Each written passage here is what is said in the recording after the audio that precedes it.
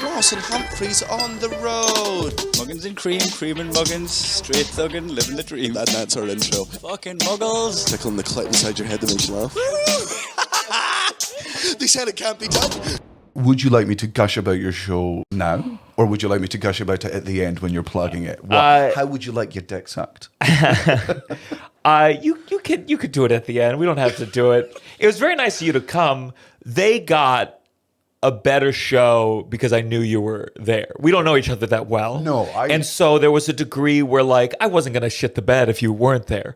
But because I did, I'm like, I'll lean in to be strong. If you want a really good show from a comedian, I think truly DM them on Instagram, be like, hey, Quentin Tarantino's in the audience tonight, and they're gonna give it their bet. No new material, no new shit. Yeah, and also if Quentin Tarantino's like, you're just slowly taking your socks off occasionally. Yeah. But like I'm going to do a Tim Minchin here, just pure barefoot.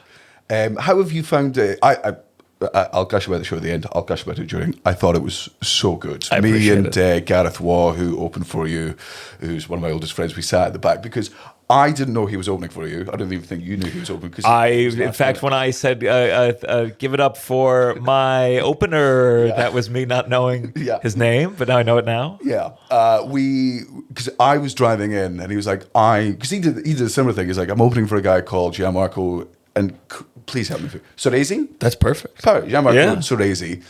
He's done a bunch of Netflix stuff. Has anyone heard of him? And I'm like, I'm literally on my way to this show right now because you and me met for the first time in Just for Laughs when my set went so badly that they cancelled the whole festival. That's what it was. Yeah. Oh, it was a big stinker. Do you know what happened? Oh, all my fault. I was doing the Russell Peters Gala. Oh, I did one of the galas as well. Yeah. What happened at yours? So I was on with our mutual friend Jeffrey Asmus, and like I first met Jeffrey years and years ago when he was opening for me in Madison. I thought he was unbelievable then. I knew he was going to be fucking big. I was so excited to like share a bill with him in Just for Laughs, and for it to be like a really big gig for him. And I'm like, this is amazing. And he goes out, does great, and he's like, they're there for the taking. I chose the wrong material. My fault. Because so much of my persona on stage is like I'm so arrogant and confident that I'm good at what I do, because I have my own audience who I've established that with, and doing that for 5 minutes to a brand new half French audience, not just a Brit, but also to Russell Peters' audience. I didn't have a great set either, and I think it's a mistake. It's a mistake to have the host be the draw. Yes. Because they did a Netflix like their New Faces thing, and I think Ralph Barboza hosted it, and all his fans were there for him. Yeah. And then he'd bring up the other comics, and they were like, well, we want Ralph to come back. Yeah. I heard, since JFL's over, fuck it, I heard that Russell Peters kept saying mean things, like he'd roast the comics he was bringing up, and like their physical features. And he had to be told, like, "Hey, can you not do that?" I don't remember what he said, but I think I won't say. But I heard that he had to have a talking to. Wow. Yeah. I mean, that doesn't. Russell Peters really became like huge because he was I think he was the first person to just upload a special on YouTube. If I could go back, if I had a time machine, I know everyone says kill Hitler, but I would go up and upload the first YouTube video. If we killed Hitler, we wouldn't have Holocaust jokes. Of course. And you had 3 super. There's so much more fun to do in Europe. You really feel it, and you guys know the history more than Americans. You the number 6 million, you get it immediately. Of course, In America, you know. Yeah. People are just being like, I don't think it was 6. Yeah. Have you? Well, I mean, that's an interesting. Do you find the audiences over here more intelligent? I don't know. America's fucking huge, you know? Yeah. I mean, the problem is once it's your audience, you don't really have an accurate assessment of anything about I always say, like, I'll do shows in the South, and I'm like, well, if this is everyone who voted Bernie Sanders would be president right now. Yeah. And so it's not accurate. You really lose touch. Yes, aye. Everywhere you go, you have, like, people are like, what's Russia like? And I'm like, I met the 3,000 gays of Russia. Russia should use it. They should have you headline and be like, we got them all. I did it before the war. I wasn't. Of course. Yeah. Back when there was no problems with Russia. Yeah, back when they were the good guys, you know, that the one time the Russians were the good guys, 1944. Uh-huh. They were the real good guys. You have to think about that. I mean, Russia's international touring. My manager once told me recently. He said, well, one day when you do headline Israel, you're going to make. And I was like, buddy, I don't see that happening until some major changes. Yeah. I'd always said for years and years and years, I would only ever do a gig in Israel if I could also do a gig in Palestine, because what's going on now, I, like most people, was just hugely ignorant and just was like, I've heard it's awful, and I've heard having an opinion on it just makes things worse. So I'm just gonna not. If I did a gig in Israel, I'd say I'm headlining Palestine, just to piss him off. Listen, I'm ignorant too. I did Birthright. I'm a Jew, and I knew nothing other than it was a free trip. Yeah. And this was back when I was 25. I mean, it's pathetic. Yeah. The things I didn't know about history. Yeah, but that's part of. You're only 35, aren't you? Yeah, but you know what it is? I think it's because I went to college. I recently was like, I went to college for musical theater, and that's a significant delay. I didn't get any real education in those 4 years. I wasn't reading the news. I wasn't taking history class. I was doing voice and speech and movement. Mm-hmm. And so, now at 35, I'm learning about Israel, Palestine. Yeah. And not good. Very, very bad. Yeah. I don't think the chance for us to play Palestine exists really anymore. Probably not. Israel has systematically bombed every building there. Yeah. Hey, what is it like here, though? I notice I see a lot of Palestinian flags. I feel like the mood here is. Man, we're like, I don't want to obviously fucking speak for everyone, but like, Scotland is a very liberal place. Sure. And there's a great comedian a Scottish comedian called Larry Dean, and he's like, the reason Scotland is liberal is because England isn't. And we will just do anything that the only reason Scotland legalised gay marriage before England was just because we're like, the English hate the gays. We love the gays. Scotland's it's fucking tiny. There's 5.5 million of us. Like, we're smaller than every single state you have, apart from fucking Alaska. Yeah. And I mean, we're far from perfect. We fucking hate ourselves. But I think you hate yourselves? Oh yeah. What do you mean when you say that? Man, go outside and find me one person proud of being Scottish. I fucking challenge. Really, you guys?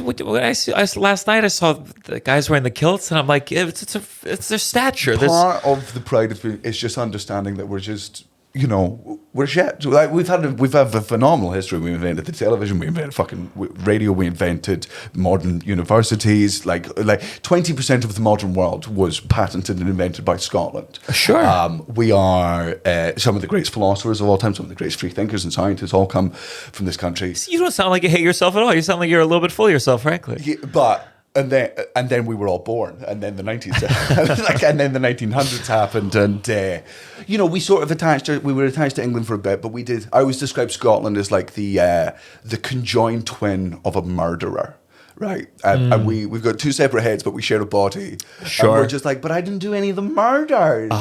They did. It's like, buddy, it's the same body. When you're cannibalizing the bodies of the people you murdered, you're sharing a stomach. But Scotland's just like, but we said no the whole time. We didn't want to do what we did to India. We didn't want to do all this slavery. I think that's the story liberals tell themselves in America, where they're like, oh, well, we're not for all the wars and the things. It's like, yeah, you are. Yeah, you are. Yeah. Do you like you changed your mind after the fact. Yeah. I'm proud to be Scottish. And I love my country, but that's lovely, because I'm not proud to be American. Yeah. I have no love for America. I feel it's a terrible feeling. Yeah, to feel anti-American.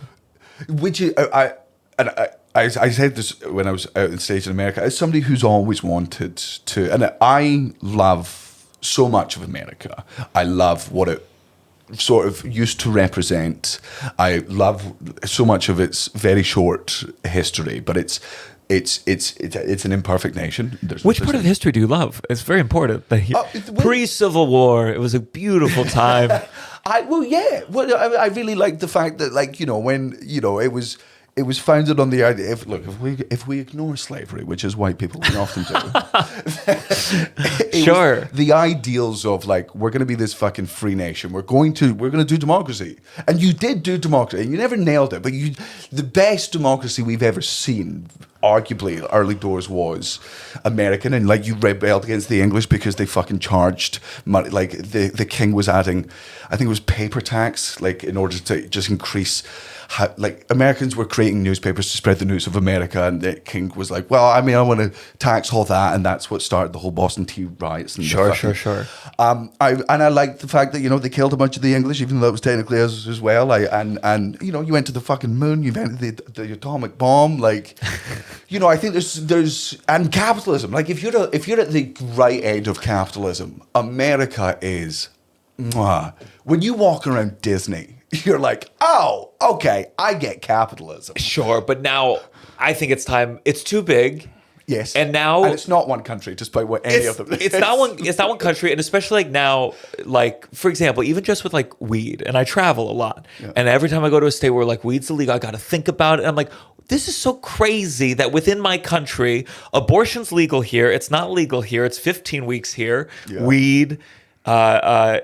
Everything. Yeah. And I'm like, I think it's time for America to break apart. The two-party system has clearly, I mean, there could be no greater indicator than Trump, it being Trump versus Biden again, than that this country is done. Yes. It's cooked. Yeah. How do you think November the 5th is going to go? I think Trump's going to win. Yeah. I think Trump's going to win handily, unless someone dies, which again, the high percentage. Yeah. And I think, I mean, I don't know what my hope is, because I think a lot of Democrats who like painted January 6th as like the worst thing that's ever happened in the history of humanity, I think they're going to need to be the ones who are going to need to do it January 6th, but they're going to do it pathetically, as we often do, where they're going to knock on the Capitol's door. They're going to be dressed like, you know, with an e-petition. Yes, with an e-petition, and instead of like Viking makeup, it'll be like making makeup from the musical Cats, and they'll just dance around, and nothing will get done. Yeah. But I think like there's this thing where you know, Democrats, they just go like, if we give it to Trump, it's going to become a fascist state, and it's like, well, right now Biden is president. And if this president has so much power, why the fuck isn't anything being done? Yeah. Nothing's being done with the Supreme Court, and it's like, all I can see for America is for some kind of chaos to either break it apart, or for there to be riots to a degree where they go, okay, we have to make abortion legal again. But instead we just whine and complain and insist you have to vote for this. The worst two options. I mean, but it's such a, Biden said he wouldn't run again. Yeah. And so we have to watch speech after speech where we're like, oh my God, he's barely making it through this thing. When he agreed to the debates, which he has to do. He has to agree to the debates, because if he turns down the debates, Trump wins outright, and he's just like, this cunt's too scared to go against me. And here's the thing. I think Trump is more mentally deteriorated than Biden. Right, but he can go, like, he's got energy. I mean, it's correct. He's got whatever we get when we have an audience. Where like, even when I'm jet lagged or tired, the moment I get on stage, you hear that first laugh, and you're like, it fills you with something. Trump has that. Yeah, but he's not. He's a very sort of natural performer. But I hate the people who are like, he's such a good public speaker. I'm like, he's objectively not. Sure, he mumbles. He trips over his words. He goes back. It's a hot crowd. I mean, it's like a comedian performing for their audience and being like, "See, he's killing," and it's like, well, that's his biggest fans. No. It's like Joe Rogan kicking to his audience. It's the dumbest of the dumb. It's the dregs of, you know. I know there are Republicans who vote for Trump because they just don't understand thing, and also Biden, with all of Biden's massive flaws, they're like, I'm just not. It would leave a sickly fucking taste in my mouth to vote for fucking Biden. But so many of the base level fans is like, as an outsider, because I found it so interesting last night. We were like, do you guys pay attention to American politics? I'm like, every other country in the world is watching American politics going, this will affect all of us. You are the global superpower, right? You're the only thing standing in the way of China and Russia. Like, this is like, it's really, really important that you keep democracy up. It's so crucial. But you guys must look at us like we're, when I went to Europe the first time, I was like 21, and I was in maybe Italy, and we had a tour guide who was Australian, and I think because of my name tag, they're the sand of people. Like, they just fucking, they end up everywhere. We went there once, and they're fucking everywhere. And I think because of my name tag, they Gianmarco, they assumed I was Italian, and they turned to me and they said, "Those Americans." Bush was president at the time, and they said, "Those Americans are such fucking retards, aren't they?" And I was like, "Oh my god!" I get to hear what you guys say when we're not around. Yeah. It's very rare. I try my best to stand up for America because I do believe going over there, like, it can feel like America is this really backwards place, but the only reason the Republicans win so much is because of gerrymandering, because of the voter suppression. Like, if America had compulsory voting, Republicans would not have had a president or a fucking Senate since 1952. Sure. Like, the vast majority of America is left-leaning enough, or at least just slightly left of centre. Enough. That, yeah. Socially, I mean, there's still like, Yeah. I mean, as someone that only visits, Sure. and a lot of the stuff I get is just obviously the Stamptown crowd. Yeah. If you're going by the Stamptown, once again, Stamptown crew, if they voted, if they were the ones who voted, Ronald McDonald would be the president just because he's a clown. We'll get off of politics. How long have you been doing comedy for now? Let's see. I kind of started in 2017 for real. Oh, fuck. And I was an actor before. Yeah. And then I did the Fringe Festival in New York. And I did a play that was like autobiographical. And I talked to the audience. And all the good feedback came from that part. Yeah. And then I started working at a really shitty comedy club called LOL, which is now closed. I know LOL. Yeah. And it was one of those things I could do. I've heard you tell the story 1,000 times because I love it so much. But LOL's the one where they stopped Bill Burr. Yes, so yeah. I mean, LOL is truly, it's like it was more just like the world's worst restaurant, and there was comedy going on at the same time. So the person who was running the floor was not like a comedy fan or anything like that. And Bill Burr came by, and he had a big mustache because he was filming a movie. But he went to the manager and said, I'd love to do a guest spot free. And she said, "Oh, I'll give you the email for the booker." And he said, "Oh, I just sold out Madison Square Garden." And she was like, "Okay, buddy, here's the email. Send your tape over there." And that kind of club, I mean, if they had a picture of Bill Burr on that stage just once, they would use that in Times Square. Go, "Bill Burr might pop by. He's done it before," and use it for years. They'd still be open. Yeah. And then I saw Bill Burr the next night. I was hosting somewhere, and I tried to relate to him. I was like, "Bill, we were so mad you couldn't come." And he was like, "Okay." And that was it. I was like, "I'm sorry. Yeah. I wasn't going to ask to open for you, Bill." But if the offer is... I've met him since. He was very nice. He was chill. I have I've met Bill Burr once and I fucked up so much. And How'd you fuck up?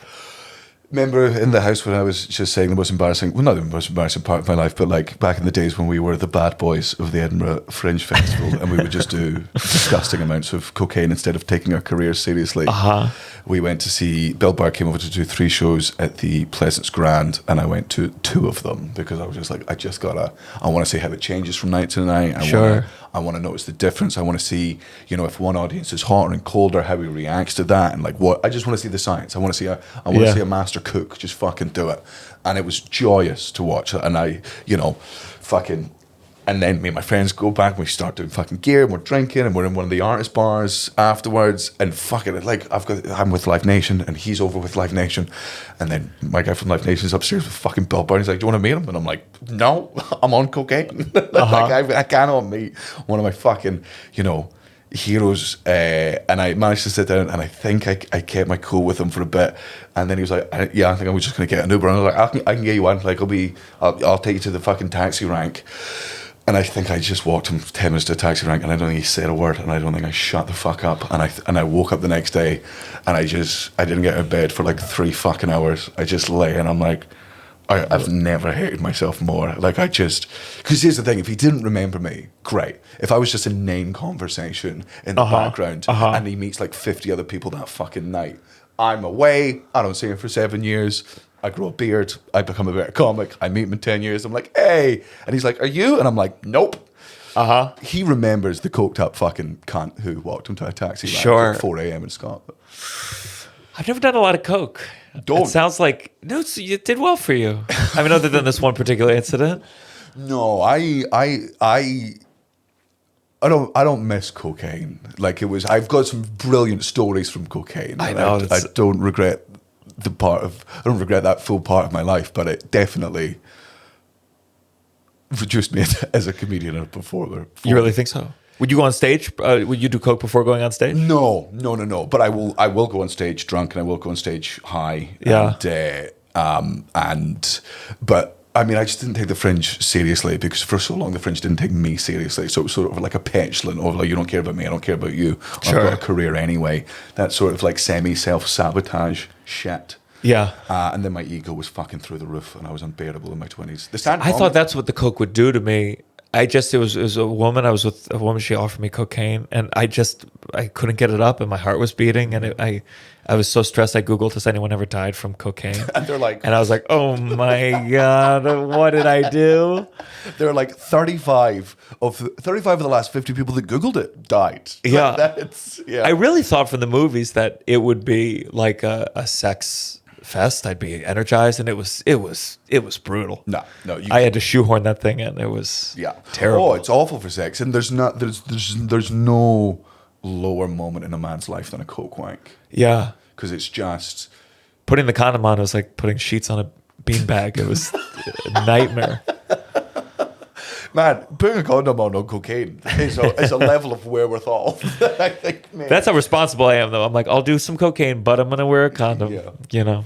I found that really funny last night. There's two bits that just like with the cultural differences of you being over here for the first time was one when you were asking the audience of like, so how do you get abortions over here? And we're like, we walk to the doctor and we say, give me an abortion. And they're like, cool. And that's that. And it's free because of course it is. And there's aftercare because of course it is. But there's no air conditioning. And I said, that's the problem. You've seen outside. Why would we need... Like, not here. Sure. I was just in Barcelona before this, and I was like, okay, that's tough. I despise Spain.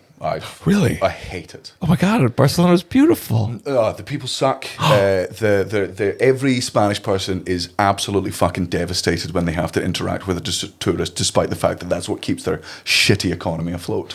I think that would be so fun to be like a European comedian. You get to really play off what you consider French people to be, or like there's so many different. You can categorize them more. Yes. You know, in America we have like the South and like the liberal and maybe Midwest, but that's it. Yeah. We don't really have, the states are too close. It's not fully different thing. I can't be like, oh, Minnesotans, you know them. Yeah. But you get to have fun with. Oh man, here's the thing. Portugal is one of the best countries in the world to gig in. Yeah? Lisbon is the fucking test. And when you go to Lisbon and you tell them, because I've gigged in Spain 3 or 4 times, never That's enjoyed crazy. myself. I've blacklisted it. I'll never go back on holiday. I'll never go back as a performer. And I love going to Portugal and just shitting on the fucking And to be fair, 2 or 3 Spaniards will come across the fucking border to the better country to watch me do it. And they're like, is there anything we could do to get you to come back to Spain? I'm like, you could kill half your population. What's wrong with them?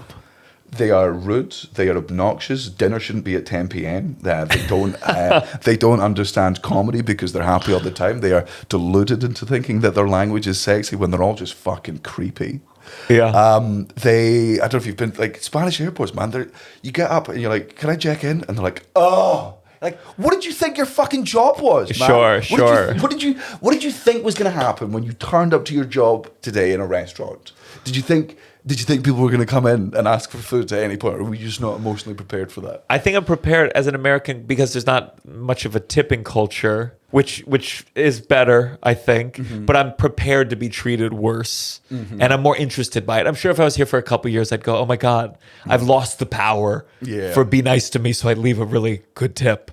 Yeah. But I like it. The tipping stuff in America. I mean, talk about another thing in America. It's out of control.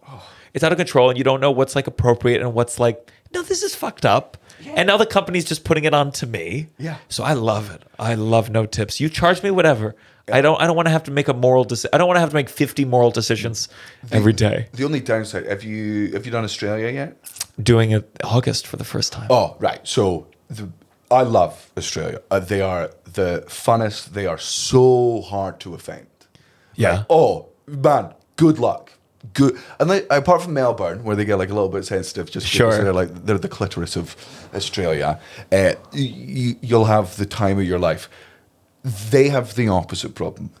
They have one of the highest minimum wages in the world, which means wherever you go, you will get the worst service because nobody's working for tips. So you go into a restaurant, and it happens. My best friend lives over there, and she messages me near weekly. just being like, I've been in this restaurant for 25 minutes and they haven't even brought the menu or the water yet. And it's a Wednesday and it's 3 p.m. in the afternoon and there are 7 other people in the thing. And there's just a bunch of 2 bar staff on 75 grand a year just fucking texting each other.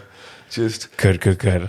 My girlfriend's going with me. That'll be fun then. We'll see how that goes. And you guys met during COVID? Yeah, we just moved near each other. Yeah. And we had a mutual friend, and we became like an early pod. Yeah, okay. And she's a manager. She's a comedian's manager. Oh, okay. Yeah. Okay, how's that dynamic? Because I'm good. Because she must be so knowledgeable about comedy. Sure, very knowledgeable. I mean, brilliant, and also I think an artist in her own right. It's hard to find the balance. I think being a manager and doing that, but she's so comedically talented. It's good and it's complicated and it's weird. The busier I get, and her figuring out like. I mean, it's tough. I'm in like a long distance relationship right now, and that's weird. Yeah, and figuring out like what the next phase of this career is very challenging because it's just like, well, if I'm gone all the time, do you come with me? Do I have the finances to do a double thing? Huge. But also she can't. She's got this. She has clients and they depend on her. It's just to be like an ethical manager. Like you have a lot of people whose livelihoods are in your hands. And, she wants to figure out the next step of living, go to LA or a bigger place in New York. And I think it's hard for me because I'm away half the time. Yeah. So it's not as prominent in my mind, but it's big. So it's fucking brutal.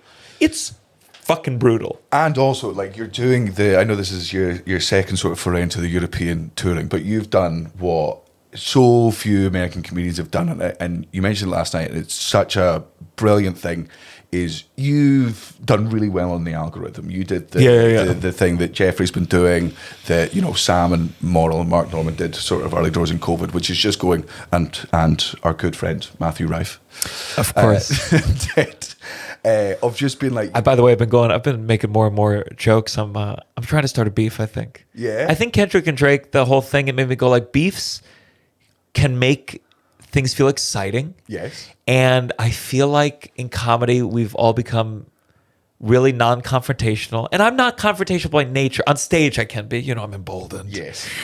But we need it. We need more calling out people for doing shitty work or for being overly hyped up. You don't have to be a full hater.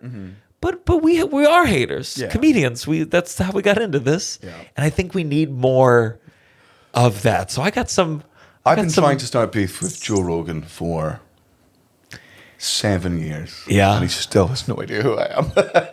You gotta bury him on a show. That's the way to do it. Oh, but I'm so scared of his fans. It's tough. Like, I'm not, and no offense here, I don't think I'm scared of a single Matt Rife fan. Sure. Like, I mean, maybe if they attack you though, you can't hit a 60-year-old woman though. That's not good. Fuck, this is a liberal country. We can here. Oh yeah, yeah. That's where the liberal goes. Once you get far enough. Yeah, Scotland full equality is. Look, we're never going to get rid of beating the shit out of people. Like, so hey, we're both wearing skirts, okay? Yeah. We just fucking chin each other. We need it. We need it badly. There's just so much ass kissing. And I get it. It's because we all have podcasts that we want to do each other's podcasts. And also this game until the algorithm, it was inherently unfair. Like it was, you could be, I know so many people who are more talented than me as a comedian, but are less successful because they didn't meet the right people. They didn't fucking flirt with the right people. They didn't schmooze in the right fucking way. And I say this about, and this is a friend of mine. Alex Edelman is the greatest schmoozer of all time.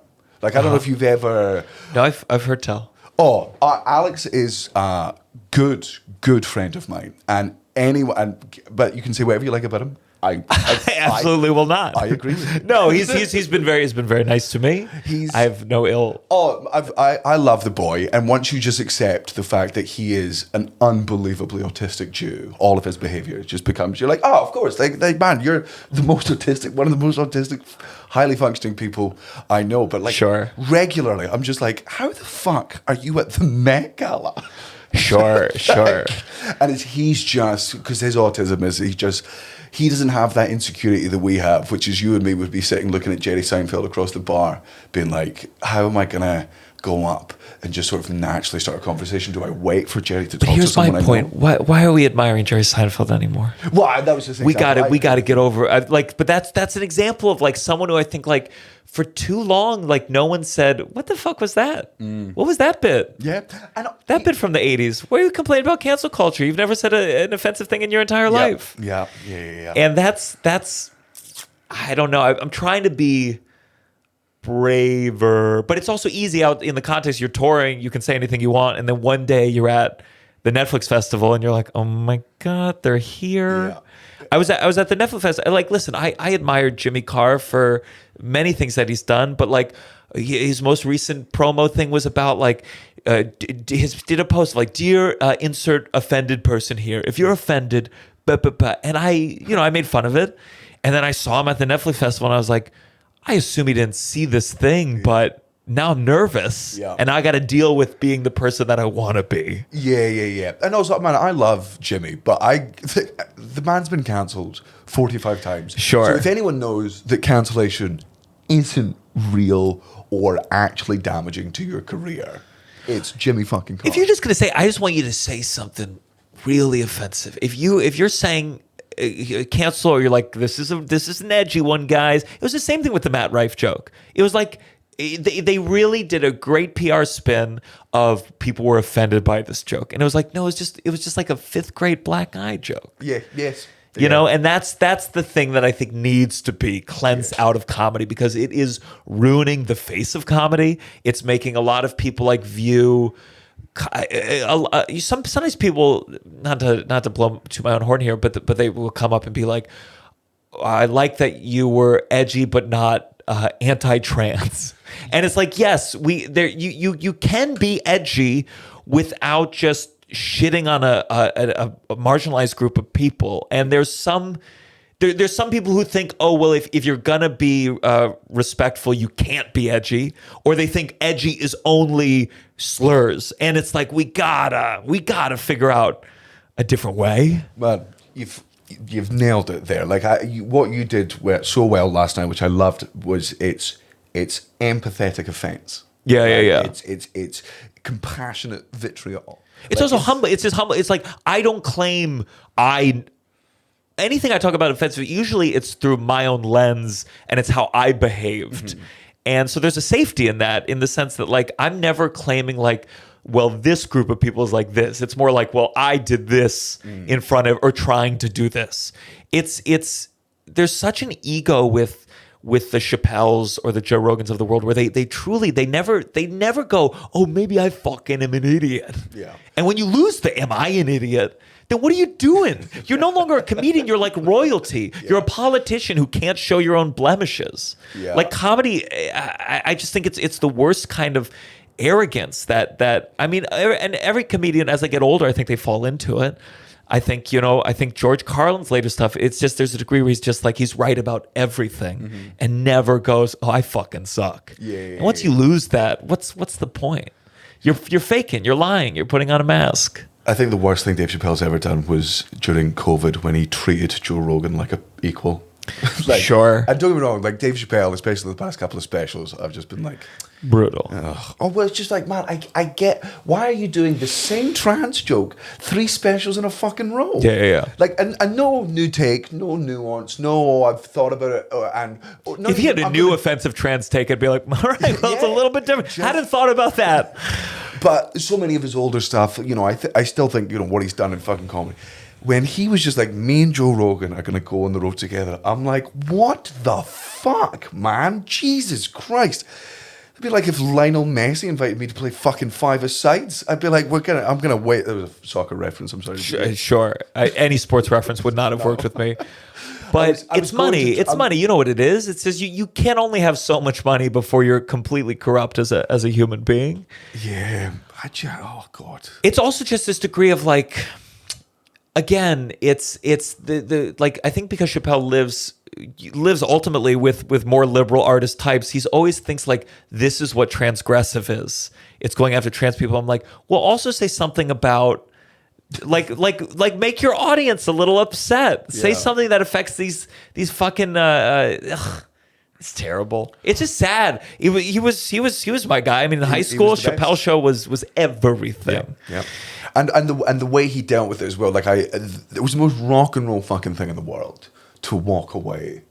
Like halfway through fucking season, and then not just walk away from the show, just fuck off and just go to Africa and learn about your own like cultural history and like come back with all these fascinating fucking stories. Like I constantly think about his analogy when he was the monkey with the sugar thing. Yeah. Like to come back with so much life experience and with such profound understanding of like, because you've been to Africa, like and you've been there for a bit, and you gave up LA and all this fucking fame, and then you went to like the polar opposite of LA, which is like a developing nation, even though it shouldn't be developing because it was like where we're all fucking from. I just think for so long he was just this amazing free thinker, and then now it's just. But I really do think that's kind of the curse of comedy, where again you can only have so much money, you can only have so much success before you're no. I saw a comedian, a very famous comedian, very wealthy, and he was doing a bit about being able to get the COVID vaccine early, and he was saying like, well, when you're really wealthy,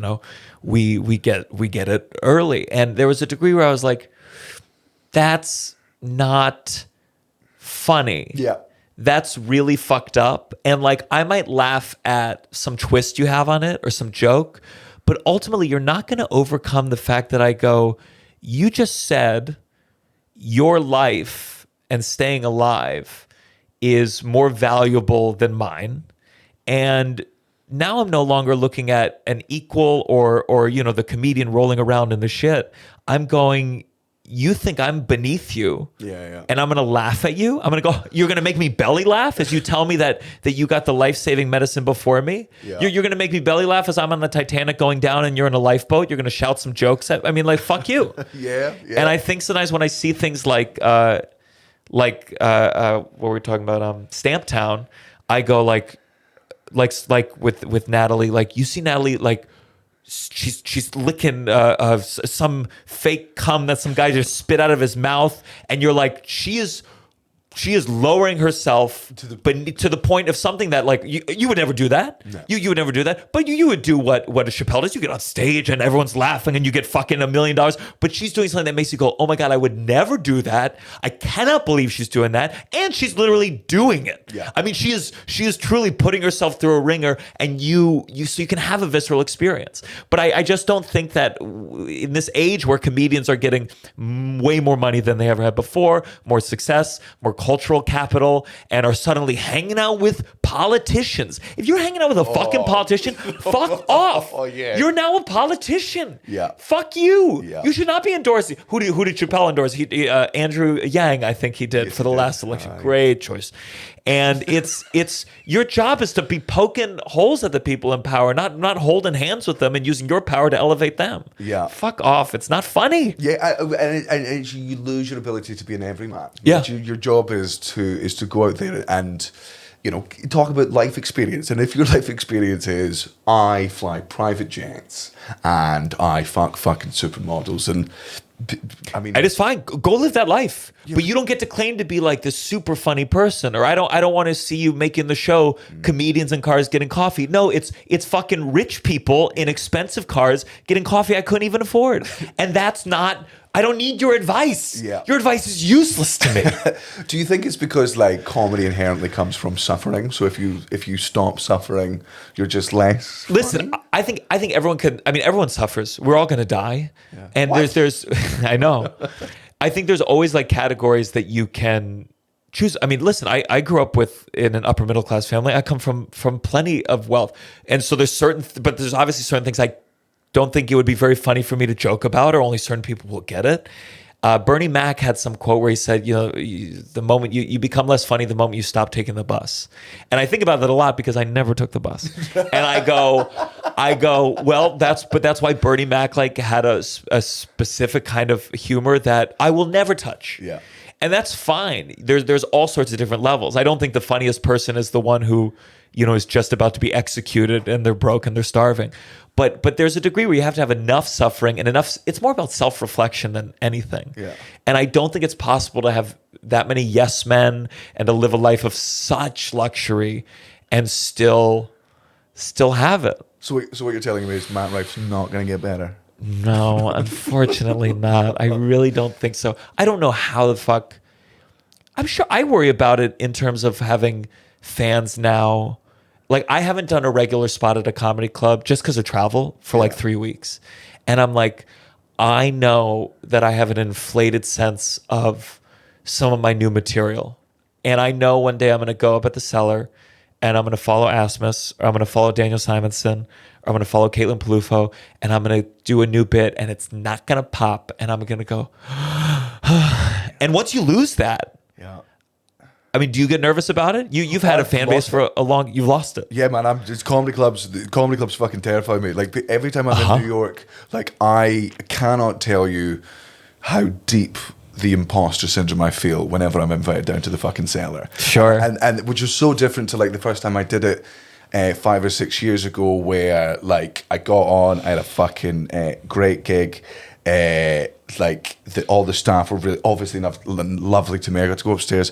I was sat at the fucking table with Michelle Wolf, Ronnie Chang, fucking Mark Normand, and a bunch of, and I'm like, and I'm at the table. I'm at the table. Yeah. And I'm like, oh my god. And I felt like an imposter then, but like I'd done enough, and I was doing both of the underground and the village, and I was there enough that I was, every time I was in New York, because I was just doing the Soho Playhouse, I could pop in at the Cellar every night and just jump in and do 5. And then my sort of career just like blew up, and I was just touring constantly. And every time I'm in New York, they're like, please drop in. I'm like, I'm there for 2 days. I'm doing a 90-minute show. I just can't do it. And I remember doing it, and exactly what you fucking said. You go from playing to 1,500 your own people, and then you go and you get found out by a neutral audience. But you can do more. There's such a mix where it's like, I think to a degree, it's kind of like a one night stand versus a relationship, where it's like, you do a spot, it's like you just gotta fuck, you gotta be just incredible and hard. And then a relationship, you have a benefit of the doubt, and you can say a little more, you can go a little deeper, you can talk about something that's really dark because the people there are in for that conversation. But it's a fine line. It can just go too far, and then suddenly the punchline is just every 4 minutes, and it's so it's a balance, because there's people who can kill at a club who I see the hour, and after they get through that killer 10, it's just like, you're not saying anything, and it's a balance. I want to get back to it. Like, this tour is done. I'm taking a bunch of time off, and next year I'm going to slowly reintroduce myself back into stand up through the clubs, because I'm like, I was such a purist when I was younger. I was such absolutely. Comedy's one person, one microphone. It's no buttons, it's no music in the background. And now that I'm older and I've seen things like fucking Stamp Down and sketch comedy and stuff, like my understanding and love, man, I love clown now. Like, I'm so into clown right now. It's crazy. My girlfriend's very nervous about it. Because she's like, he's going to take a foray into I'm like, if I don't get naked on stage, then what am I doing? I'm a coward. Yeah, and you'd be a good clown, man. I mean, you got the training in it. You're very expressive. You've got such good movement. You would. I have some ideas. I have a pitch ready to go to Stamp Town.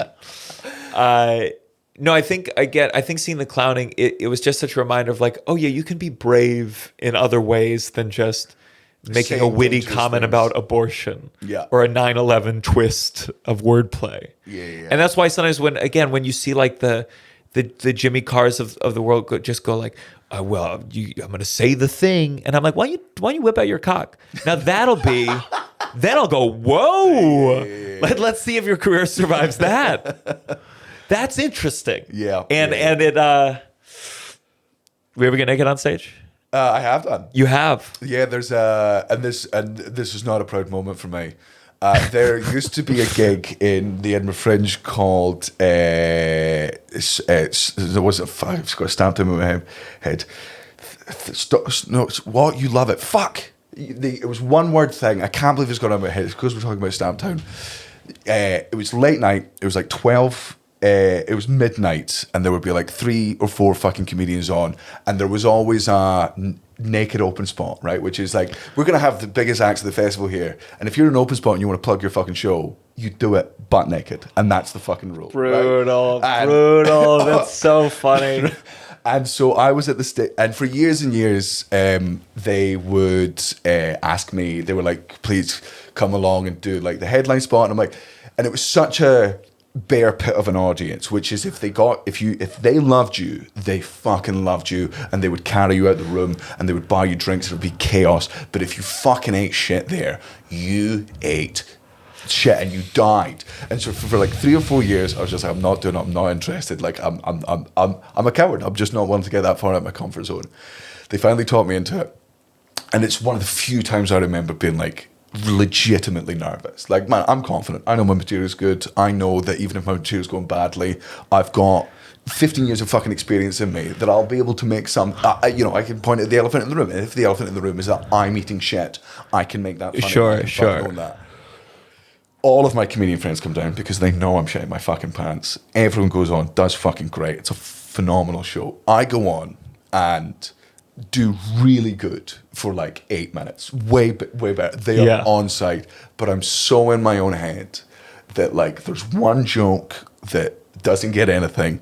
And that was the moment I was waiting for, and I fucking snap, and I start attacking the audience, and I start going out, and I can hear the comedians in the room laughing, and I'm like, well, that's always a good sign. A comic's laugh in an exchange rate is worth 20 audience members quite easily. 100%. And then there's a girl in the front row, and I will regret this until the day I fucking die. She didn't do anything, man. She might have just fucking raised her eyebrow, and I just went, you know what? Let's just fucking go for some old school misogyny here, and because it's a bear pit, and that's what I'm going to do. And the entire audience rightfully turns against me. And again, now it's only the comedians at the back of the room fucking laughing, and that's when I'm like, okay, and I managed to switch it slightly, and I'm like, okay, and I start owning what I sort of said there and calling myself out in it, and I'm doing what comedians have to do, which is instead of attacking outwards, I start attacking inwards, and I start reducing myself, and I'm getting them back on side, and I just say to them, I'm like, I'm not leaving this fucking stage until one of my joke rips.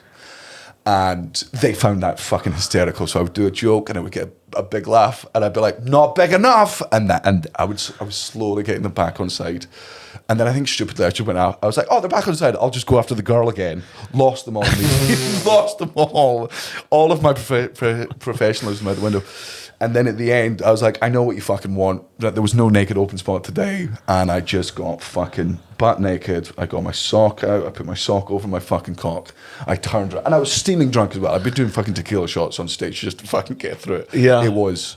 Oh, and it ended with me lying naked on the floor on stage, reading out my comedy CV at the time, which was like, I've been on Conan 7 times. I have a Netflix deal in the bank. I have this, just the most unlikable, arrogant shit. Yeah. I did recently, I don't know if it's, so me and I had 2 openers, and we've been together for a while, and I always joke of like, oh, you should go on stage, you should do this, you should do that.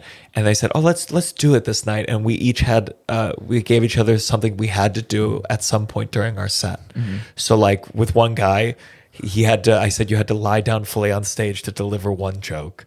The other guy, he had to do face up or face down. He did face up, and he was there for a while. Oh wow, okay. One guy said he had to go Hot Pocket. And I ain't scared of you motherfuckers. Oh, and I don't get no respect at all, I tell you. And then for me, I had to like use the curtains for 3 bits, and I was like, no problem. I was going to use them anyway. But I want to do it every once in a while. But I want to do, because they do 10 or 15 minutes, and I want to say you have to give it up for the wait staff 10 times in your 10-minute step. You have to give it up for the wait staff 10 times. And I'm so excited to do this one. I think we're doing it next weekend. And who knows what they're going to give me, and I might regret it, but it made me feel so alive. Yeah. Oh, I can't wait to do it again. Oh, my God, that's fucking fun. We used to have one which was just like, see if you can get this phrase into your set. Really, really obscure stuff. Do you know, have you ever met Matt Kirshen in your time in... I don't think so. Tiny little, very funny man. Lives in LA, but regularly gigs at the Cellar in New York. He used to write on the Jim Jeffries show. Him and Kai, who's normally the co-host of this podcast, did a gig in the Alps, and they got some ecstasy, and they were. Matt was like, "Let's do it after the show," and Kai was like, "Let's do it right before we go on." And the code word is, "This is nice," and it's just to let the other person know that the ecstasy's kicking. Kai goes on stage, doesn't kick in. He's like, "Grand, fucking straight." Comes off. Matt Kirshen gets up, ripping the gig. 12 minutes in, gets a massive laugh, and then just his pupils dilate, and he just stands there, and the audience just think he's just embracing the laughter. He goes, "Well, this is nice. This is really, really nice." And then I think just said, "This is nice" for a minute. That I'd be terrified. You did it? You did it that night too? No, I wasn't. No. Oh no, I couldn't do. I like the prank. I have a little prankster. I want to do more. I heard there's some story. I'm sure you've heard it where it was like a group of comics, and one of them had cerebral palsy. Yeah. And I think, if what I'm told, everyone was friends, but the person who went on before him acted like he had cerebral palsy, and then ended his set saying, "Guys, this next comic, he makes fun of me for having cerebral palsy, and he like does an impression of me for his entire set. Give it up for John." And so John walks out, and everyone starts booing. They start booing him, and I'm like, "That is So good. That's wild." That's superb.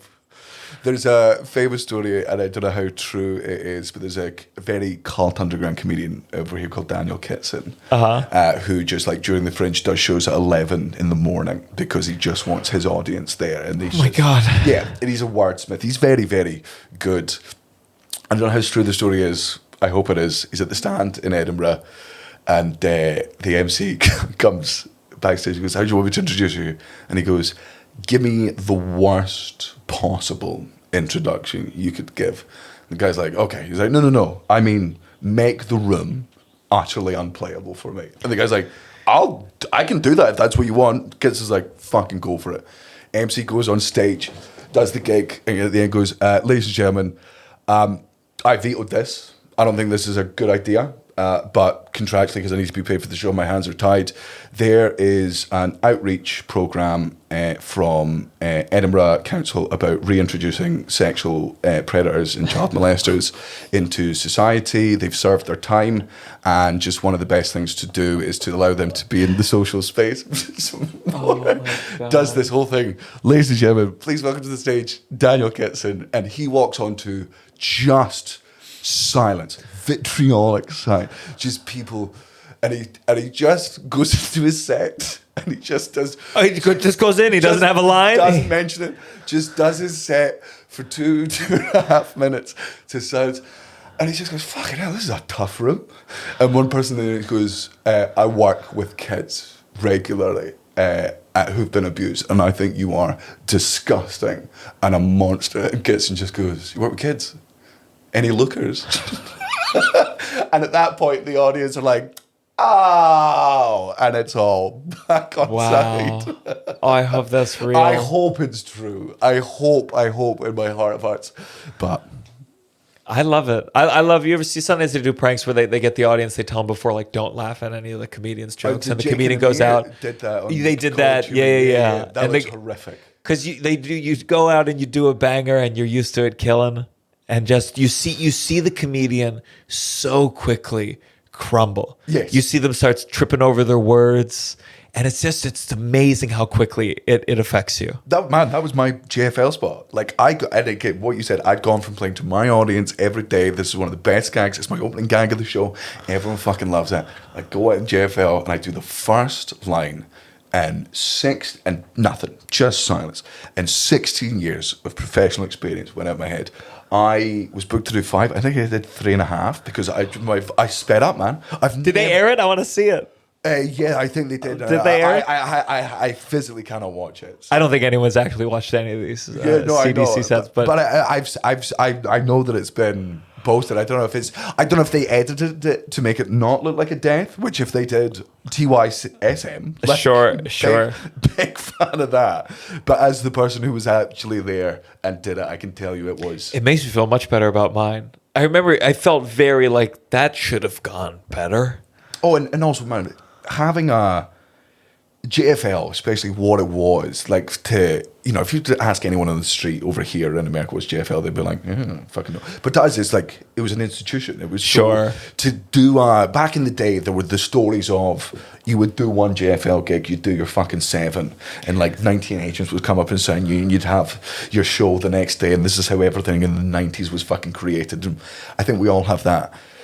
I think that's why we still, you know, that's why most of us remain hungry for so long in the early stages of our career, because Sure. we've heard these stories of this overnight fucking success, and then to go to JFL and to just eat shit is just like taking a dream out of your fucking head and just pissing on it, and then putting it directly back in and just playing it over and over again for the rest of your life. Do you ever wish like that it was like it was? Like, you know, back in the day you do the Tonight Show. Yeah. And now you do the Tonight Show. It gets less views than a Instagram reel. I want, you know what? No, because like, and I sort of missed out. There was the Kingmaker over here. Used to be a show called Michael McIntyre's Comedy Roadshow. Sure, I have heard. Yeah, Michael, he's very physical comedian. Yes, yeah. And brilliant. Brilliant. I'll defend Michael as a fucking. He's super. Do people criticize him? He's super. He Like Sebastian Maniscalco, I imagine. Yeah, I would say better than Sebastian. Sure. But the early mainstream- Sebastian's really good. I've not man. seen enough of that. Early Sebastian. Okay. Is astounding. Okay. Well, As then- like as someone who's known as like a physical comedian, I'm like, I'm not a physical comedian. He's crawling. He must have hurt himself on stage. Okay. Well Check out the doorbell bit, Sebastian Maniscalco. the doorbell bell. Okay. Yeah. Well, in that case, then yes, he is the British Sebastian. Michael McIntyre is. So he had this show, which I did the second season of, and I did. Did really well, and it certainly it changed my career like overnight, but not in a huge way. But like I got booked on a bunch of other shows. I was then able to like start touring a little bit off the back of it, playing anywhere between 7 people and 95, depending on where in the UK we were. Kevin Bridges, who did it the year before, was booked in to do a 25-day run at the Edinburgh Festival in a 70-seater room. His show went out at 9 that night. He was playing my comedy club that I ran in fucking Fife as like the night before it came out. His entire run sold out in about 3 minutes. They added in a bunch of extra shows in 1,000-seater rooms, which sold out instantly. He was then booked in to do an arena tour that year. And the similar thing happened to John Bishop, Sarah Millican, and Jason Manford on the first season of that show. Crazy. And they're still huge. And they're all brilliant. They're all amazing. As much as I'm like, yes, God, it must be amazing to experience that sort of thing, I really genuinely love the algorithm system now. I really like the fact that like it's not up to an agent. It's not up to my agent being friends with that agent and they've gone back 20 years so she's able to get her client on the show. And because I was young Sure. and arguably attractive and Scottish, which is the British version of being black, like I was a box ticker. Like that's why I was on the show. It wasn't because I was For you to be a box ticker as an American is pretty astounding. No. Yeah, He's yeah. blonde. Oh, we got to get him on here. When you was you know what was considered edgy over here different than in America? Like I remember the one specific joke of yours I remember was the bit about you know, with I believe it was like a doctor helping you and someone thanking God instead of the doctor. Yeah. And I know like religion, you know, religion in Europe is a very different thing. Yes. And like, do you have any experience or like on America, this isn't as edgy anymore, or this is edgier here? I mean, anything fucking like you can insult any politician in this country about anything, and, and nobody will get pissed off. Sure. Even if, as somebody who's voted SNP in the past, if you were to go on stage and make fun of every member of the SNP, I'd be like, they're all cunts. I fucking hate every last one of them. Yeah. Man, even like I think even in like parts of England that vote Tory, vote for the right wing, you go on stage and you make fun of the Tories now, they're like, absolutely. Sure. It's never that way in the States. And like, I tried to, because I know I bring in a mostly left-wing fucking audience. Of course. It's important to challenge your audience. There's no skill in being like a left-wing person just on stage being like, Donald Trump, shit. Oh, how brave. It's like, challenge the people in front of you. That's the people who you have to fucking provoke. In America, especially now, there's just, people are so tribal. Sure. And I feel like there's some stuff that people were getting, you know what, I wasn't even mentioning politics, but because some of the stuff I was talking about were current issues in America, people were like, oh, this is him making a political stance. And I'm like, you understand that in the UK, abortion's not a political stance. And in Europe, abortion's not. Abortion is just a human right that everyone has fucking access to, because it's really, really important. And it's not like, we have Christians in this country, but they're fucking quiet because we told them to shut the fuck up. Sure. Right? They've got shame because they should have shame because they're stupid. I thought they had shame in America, but they somehow they rebound. Oh. I mean, somehow it's sometimes it's crazy to see religion rebound without. It doesn't feel like faith is rebounding. It doesn't feel like belief or God or whatever it is rebounding. It just feels like the culture of Christianity is rebounding. And I sometimes I'm like, how does it rebound with? I thought faith was like the gas that kept it going, and then you go, no, it's tribalism, and it's like it's become just that, and there's no basis to it anymore. I saw someone the other day, and they had a cross, and they had Goku from Dragon Ball Z, and I'm like, you can't compare them. Number one, I mean, Goku, he came back from the life once, really impressive, but to a degree, I was like, oh, it's just, you don't believe in Jesus, but you just, these are two symbols to you that feel kind of nice and nostalgic. Yeah.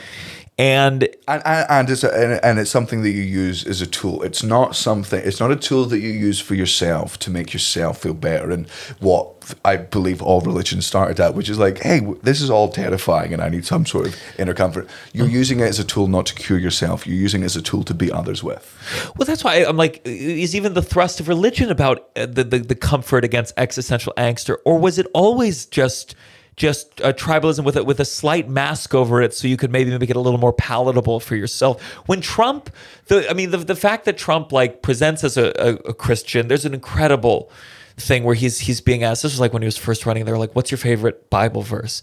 And he goes like, "Oh, they're all great. I can't even choose." And it was just so you go, "Oh, it truly doesn't matter. No one could see this and go, this is a man who reads the Bible." Yeah. And I'd rather they come up with a new name. I guess they do. It's MAGA or Trumpism or whatever. But I'd rather like talk about the thing it is itself than have to hear you talk about Jesus and be like, just tell me what it is that you actually want. Oh, man. Let's have that discussion. The MAGA Christians know that Donald Trump is not a Christian, right? That's why they're all ignoring the fact that he cheated on his wife. Of course, no one cares. And that's why Democrats, there's nothing I hate more of liberals of being like, well, Jesus actually would say, and I'm like, it doesn't matter. That's not what it's about. You can't prove a Bible verse to convince these people. It's such intellectual jerking off of like, well, I know the text and the text. Well, that's not what it is. Yeah. That's not what it is at all. It's never been important to them. They just lied to you and convinced you that. I think it's the same with science stuff, like with like global warming. There's a degree where like the people who say they don't believe in global warming, at least the politicians, it's not that they don't believe in global warming. What they really mean to say is, I don't think I should affect my life to help some people 3 generations away from me. Yeah. I don't care. And I'd rather that's a more interesting argument. I think that's a real philosophical argument. Like, how much of your life should you sacrifice for future generations? Yeah. Then you can have a real dialogue. But instead, and the news helps prop this up because everyone's just making money off each other. They go well, you don't believe in it, and it's like, that's not true. You just philosophically you go, I'd rather be happy. And I don't even have kids, so I don't give a fuck. Yeah, I couldn't go. I want to fucking drive places, and I like flying to different countries. Or you could just go well, they'll figure out a new planet in 300 years. Look, I've not read the news much, but I heard that this new guy, Elon Musk, and he sounds great. If I complain about Elon Musk, I sound like an annoying Democrat talking about Trump. I just hate him so deeply. If I could go back in time, I wouldn't kill Hitler. I would kill whoever was the first person that said to Elon Musk, "You're like Iron Man." That's who I would kill. I would stab that person repeatedly, and all the unimportant arteries, because that's what made him a monster. That and memes. Oh, and also all of his money's from, diamond slavery. But You know that Bill Burr bit he had way back about Steve Jobs, where he was like, everyone praises Steve Jobs, and he's like, all he did was he said, put all the music in there, yeah. and then the people who do it, you don't know him. That's, I think, what happens when the people are as rich. Like I was listening recently, the first guy who got the Neuralink implanted in his brain. Oh yeah. He's been doing press now, and it's very moving. So Neuralink, I believe that's the name of the company. It's one of Elon Musk's many companies, and they put like a chip in your brain with like wires, and these are the fucking cunts that are like, I'm not getting the vaccine as well. Yeah, but this one is very moving. I believe he was he couldn't move his hands or his legs, quadriplegic, and with this, he's now able to like move a cursor using his brain, and it's a moving story, and. It's good. Ultimately, it's good. But the problem is like Elon Musk gets to add it to his like resume, and it's like he just had the richest man in the world, and he could go invest in that. And I think it's good that he invests in that. But he gets all the cultural cachet of like he did this, and then he gets to say some wild shit about diversity, and he gets taken seriously. Yeah. And as someone who is I'm a big Twitter user. When you see up close like this guy's mind in this space and how stupid it is, you go, well, there's no way he's just rich. Yeah. And I'm sure he has some talents. But the fact that we admire money so much, I don't know if it's like that in the whole world or America, but if someone has money, it's just we go, well, they must be worthy of respect. And I think, and this is why I hate comedians. Speaking of Elon Musk, Chappelle bringing him on stage. But this is why I hate it, because I feel like the whole job of the comedian or the spirit of the art form is to poke holes at the thing in power. And now it's just like it's become unseparated from it and just benefited by it. And I go, well, then what are you doing? You're not a comedian anymore. You're running PR for the rich. Yeah. You're part of capitalism. Yeah. Like, you're part of the system not the system that we're meant to take down, but the job of the comedian, the original job of the jester, is to make fun of the king, to keep the king humble. That's. And again, if you want to get to that place, listen, I like money, I like comfort, but then you can't say that you're the jester. Yes. Right. You're now part of the parliament, whatever. Like you just shut up. And we don't need journalists being like, tell me what's the secret to comedy. Yeah. Fuck off. And you're like, I don't fucking know. None of us know. I think I said it when I was 17. And I think it's the same now. I think it is still wank jokes. Like it's still like sure. There's still. I always love watching any comedian who has, like last night, just so many wonderfully crafted jokes and so gag heavy, and like watching you last night, there was just so many bits where I'm like. It was very inspiring as a comedian to just go, now that I've got no show and I'm looking to write my next show eventually, just saying it was, normally I end up with like 5 jokes in a show and they're just like long fucking stories and there's gags all the way through. Whereas you touched on so many things and so many really, really funny takes and different fucking angles from these well-trodden topics, which is so hard to do now with the amount of material that's out there. And then also still 2 really just good polished knob gags.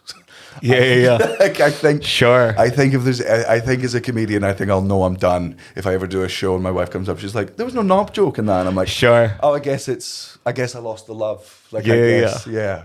Yeah, there's a newer one right now that I just love telling it. Which one? It's the one about you don't have to do the full joke, but I'll know. It's so spot. I don't give a shit. It's the have you ever tried a sex position for the first time and realized why it's not one of the popular ones? Yeah. I tried wheelbarrow the other day, and after 2 pumps, I was like, put my legs down. This is not going anywhere. And I think what I love about that, and it's no one knows it, but like I tried wheelbarrow sex with the first person I ever had sex with when I was 18.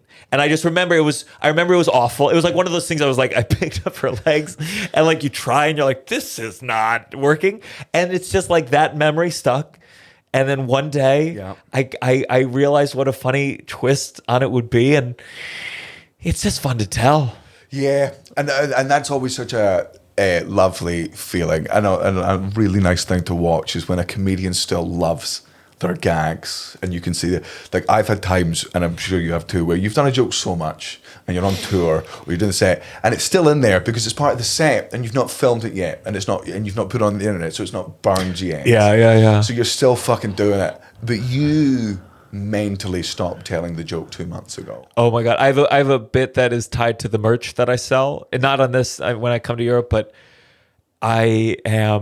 this merch sells so well. It's towels. It's so cheap. It really helps me financially. And there are times that I'm telling it that I'm like, this is a joke of a lesser comedian from years ago. I'm so tired of it. Yeah. And I have to do it. And I have to do it like right at the end. And after doing all of this material that you love as well. Yeah. You get to sprinkle your beautifully crafted cake with shit. Uh-huh. Let me just do a quick fucking time change. Sure. Oh God. Okay. Great. Let me just make sure we don't have to do all that again.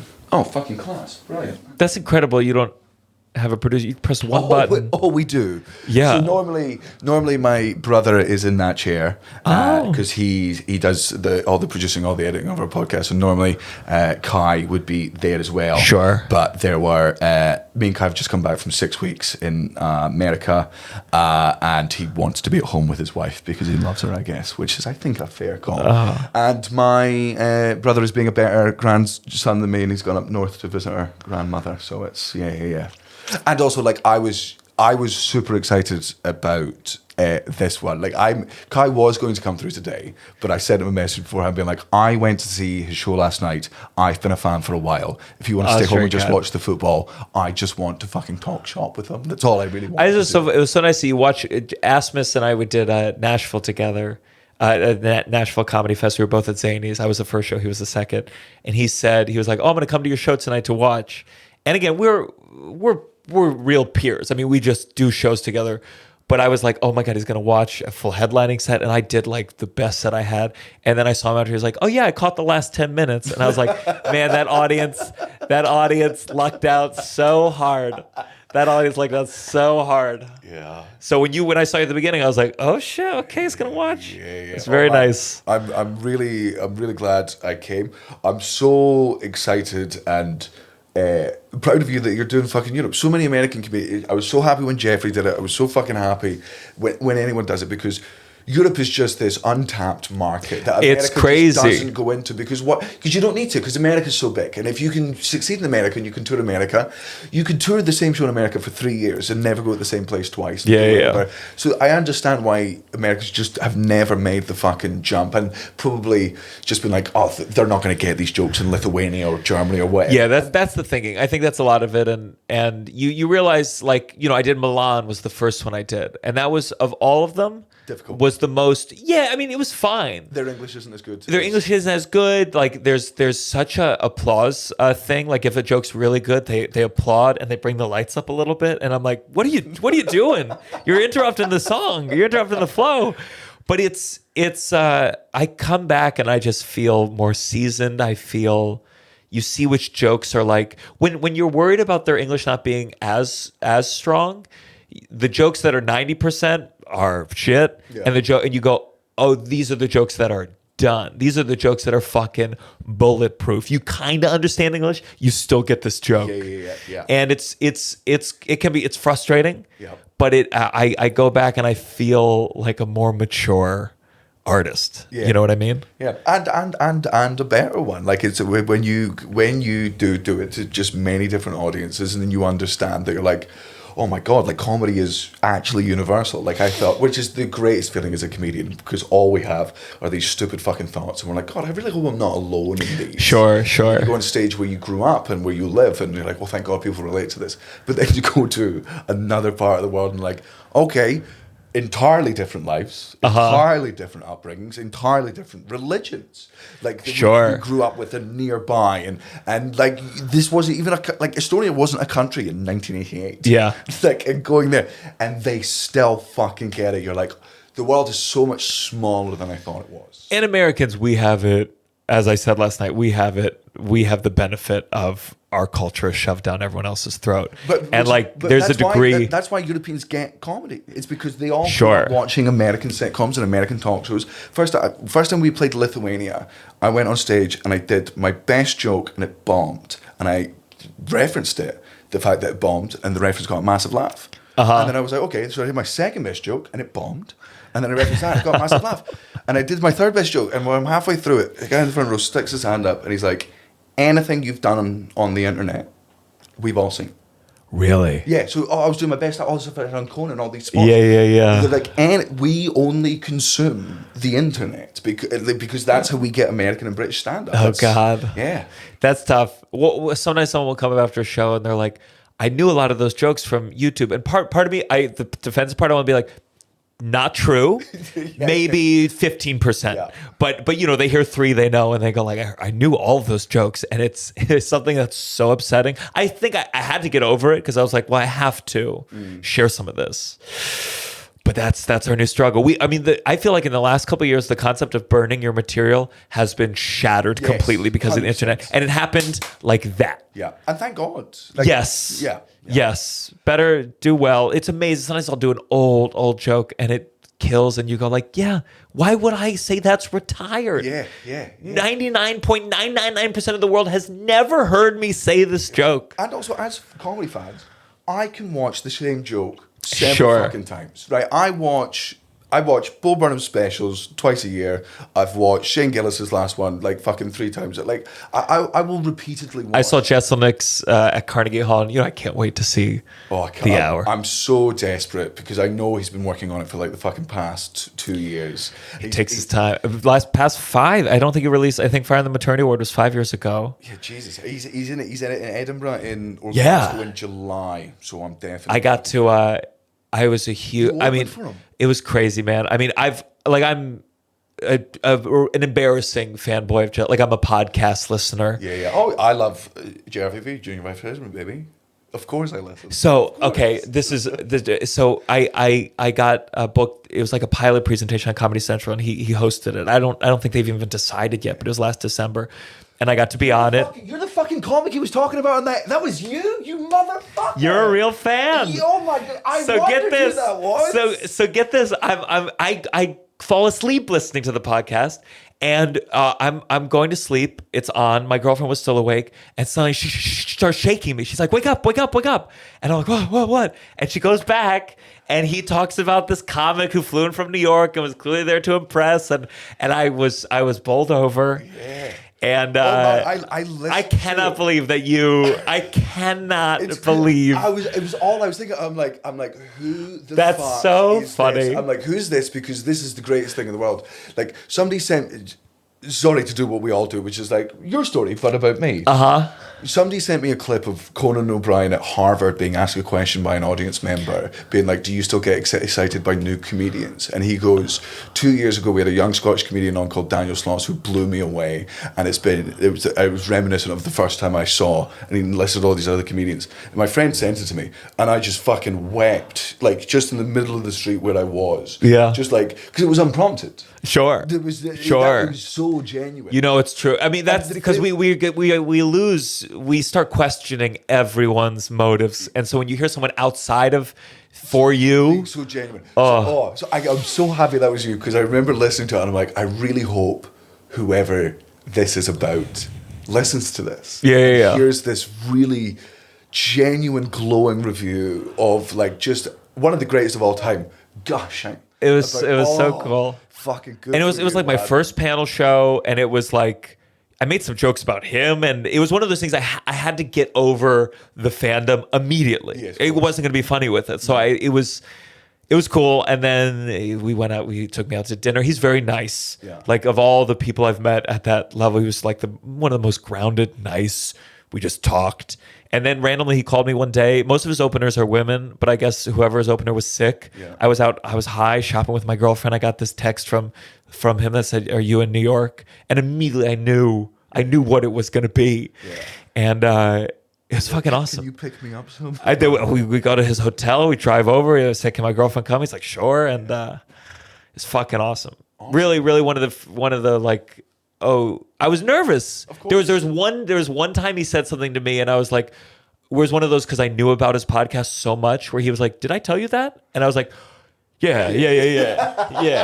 I know your birthday. I know your friend's birthday. I hope your dog's doing well." Yeah. How's Rami doing? I cannot believe they're taking a break.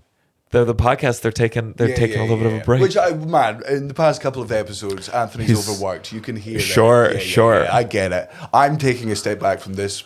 My wife's due in August. I'm taking a step back from this for a while, just to just to fall in love with it again.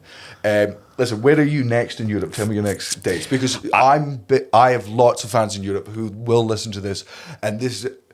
I'll not sell you any tickets in America, but I fucking guarantee in the weirdest parts of Europe, you will have people. I appreciate it. I have not. I'm doing Dublin on Monday, but I haven't booked. I haven't figured out. Next year, I'm going to do a big Europe run. Whether I include the Fringe or not, I'm going to do a big Europe run. So just to find me on socials, and I will post all about it. But I really want to do a big fucking. Oh man, you should, and you'll smash it. Jeffrey did it, had the fucking time of his life. I know he's going to come back and do it again. And man, super proud, super impressed. Thanks for coming on. Hey, thanks for having me, man. Cheers, man.